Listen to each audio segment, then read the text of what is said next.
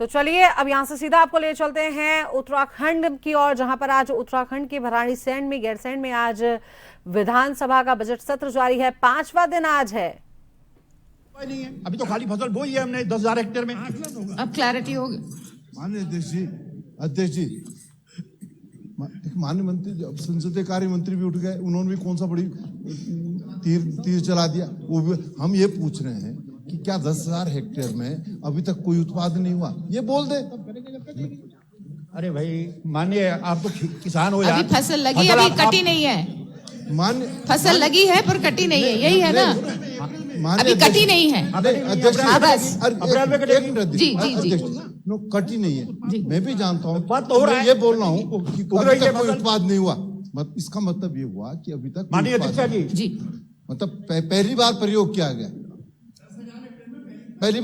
किया गया, इसका मतलब ये है ना। माननीय अध्यक्ष जी, मतलब आपका स्टार्टअप क्या है हम मान लेंगे। माननीय अध्यक्ष जी, मैं फिर कह रहा हूं 10,000 हेक्टेयर में उत्पाद हो रहा है। अब अक्टूबर में हमने इसको बीज को बोया है, अप्रैल में फसल कटेगी। आप कह रहे हैं उत्पाद तो हो रहा है, अब उत्पाद का जब सही हो तो जब आएगा जब फसल कटेगी। ठीक हो गया माननीय सदस्य विनोद कंडारी जी।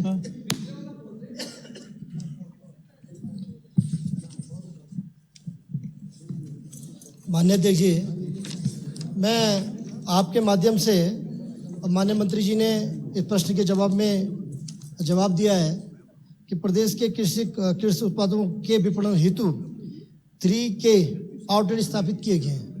मैं माननीय मंत्री से केवल इतना जानना चाह रहा हूँ, ये 3K जो आउटलेट हैं ये पूरे उत्तराखंड में प्रत्येक विकास खंड में कितने कितने? माननीय अध्यक्ष जी, मैं आपके माध्यम से माननीय सदस्य को बताना चाहता हूं कि पूरे प्रदेश के अंदर 337 आउटलेट इसके वितरण के लिए चल रहे हैं। देहरादून में 20, हरिद्वार में 10, पौड़ी में 31, टिहरी में 60, उत्तरकाशी में 46, रुद्रप्रयाग में 17, चमोली में 36, पिथौरागढ़ में 27, अल्मोड़ा में 34, बागेश्वर में 10, चंपावत में 15, नैनीताल में 27, प्रमुख नगर में 4। और अगर माननीय सदस्य विधानसभा वाइज या ब्लॉक वाइज चाहेगा आपको ब्लॉक करा दिया जाएगा। मैं कहता हूँ विधानसभा आपको दे दिया जाएगा। प्रश्न संख्या 1 अभी कृषि के बहुत सवाल रिलेटेड ही है। प्रश्न संख्या 1 माननीय सदस्य श्री विष्णुभूषण गैरोला जी। प्रश्न संख्या 1 माननीय मंत्री जी, पढ़ा हुआ मान लिया जाए। माननीय अध्यक्ष जी, हमारे राज्य में चाहे जंगली पशु हों, चाहे निराश्रित पशु हों, उनके द्वारा फसलों को काफी नुकसान होता है। और मैंने माननीय मंत्री जी से पूछा कि घेर बाढ़ योजना जो चलाई जा रही है, और मंत्री जी का जवाब है कि जो घेर बाढ़ योजना जो चलाई जा रही है अपने राज्य के अंदर, वो जिला योजना के द्वारा जो पैसा आता है उसके द्वारा घेर बाढ़ योजना चलाई जाए, जो बहुत कम होता है, काफ़ी कम होता है। और किसान जो खेती करना चाहते हैं, जो घेर बाढ़ करना चाहते हैं, उसका उनको लाभ नहीं मिलता। प्रश्न है, मैं माननीय मंत्री जी से पूछना चाहता हूं कि जो भारत सरकार की राष्ट्रीय कृषि विकास योजना है, ये योजना क्या पूरे प्रदेश के लिए है? और अपनी डोईवाला विधानसभा जो क्षेत्र है मेरा, वहां पर खेती किसानी बहुत है। प्रश्न करिए। वही पूछ रहा हूँ माननीय मंत्री जी। तो वहां पर मेरा जो पर्वतीय क्षेत्र है, गडूल है, थानो न्याय पंचायत का जो क्षेत्र है, वहां पर घेर बाढ़ की काफी समस्या रहती है, नहीं हो पाता है। तो वहां के लिए कोई ऐसे कोई बजट की व्यवस्था की गई है? मैं माननीय मंत्री जी से पूछना घेर बाढ़ के लिए बजट की व्यवस्था जी।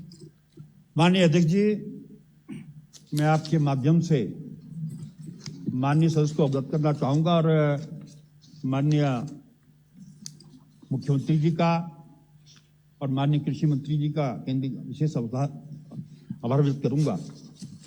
आज ही, क्योंकि जैसा कि साथी ने कहा, पूर्व में इस योजना के लिए केंद्र सरकार द्वारा पैसा दिया जाता था, लेकिन पिछले 3 वर्षों से यह बंद हो गया था और जिला योजना से हम पैसा दे रहे थे। लेकिन अब भारत सरकार ने, माननीय मुख्यमंत्री जी जहां पर आए, कृषि मंत्री जब यहां पर आए थे चमोली में, मैंने आपसे अनुरोध किया था और 90 करोड़ की घोषणा आपने घेरबाड़ के लिए की थी, और जिसके लिए 25 करोड़ की प्रथम स्वीकृति कल ही उनका पत्र कृषि मंत्रालय का हमें मिला है। 25 करोड़ रुपया केंद्र सरकार द्वारा उसके लिए रख दिया गया है, और वहीं हमने बजट के अंदर 10 करोड़ की व्यवस्था कृषि के लिए और 10 करोड़ की घेरबाड़ के लिए की है।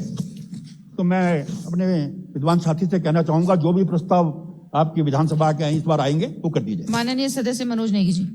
जो भी आएंगे करेंगे। सॉरी, तिवारी जी हाँ, इतना वही हो गया है। तिवारी जी। माननीय अध्यक्ष जी, मैं आपकी अनुज्ञा से माननीय मंत्री जी से जानना चाहता हूं, जो उनके लिखित उत्तर में आया है कि पिछले 3 वर्षों में 44,429 किसानों ने अपने खेतों के फसलों की सुरक्षा के लिए घेरबाड़ योजना का लाभ